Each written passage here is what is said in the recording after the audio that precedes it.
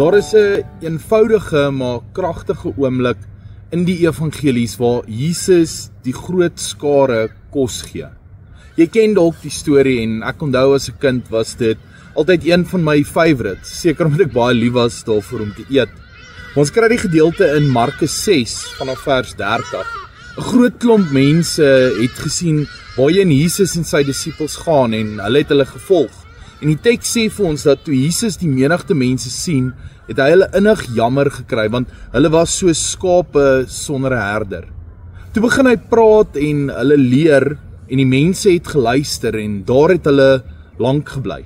Uiteindelik toe raak dit laat en die disippels sien, die mense raak honger, en hulle is baie ver van hulle huise af. En dit is my so mooi, om so 'n tasbare behoefte raak te sien by die mense. Nie net 'n geestelike behoefte, soos toe Jesus sien, hulle skape sonder herder nie, maar ietsie tasbaars, hulle gee om, dis mooi, dis medemenslikheid.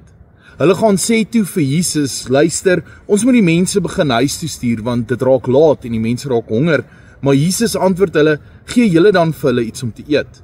Problem, no problem, hy gee vir hulle 'n opdrag. Medelee is great, maar doen iets omtrent dit, sê hy.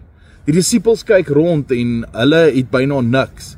Net 5 brode en 2 visse, julle ken die gedeelte, omtrent so groot soos 'n kind se kosblik, teenoor al hierdie menigte wat dit moet voed. Maar hulle vat hierdie bietjie wat hulle het en hulle bring dit vir Jesus.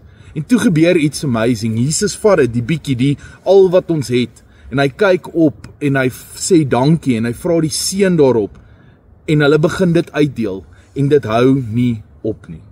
Wat as 'n eenvoudige gebaar begin het, om wat jy het vir Jesus te gee, eindig toe in oorvloed.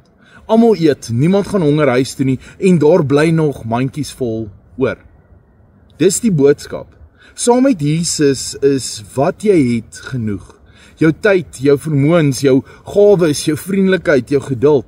Al voel dit soms min, in sy hande is dit altyd genoeg, meer as genoeg. So sê vandag vir die Here, vat 'n oomblik en sê, Here, hierdie is al wat ek het. Wees eerlik, bring dit na die Here toe. Dis dalk nie veel nie, maar gee dit vir hom. Laat hy dit vat, dit seën en dit gebruik. En jy sal sien, daar waar jy deel, daar sal daar lewe wees. Daar waar jy gee, daar sal daar oorvloed wees. Want in Jesus se hande is wat jy het en wie jy is altyd genoeg. Tot die volgende.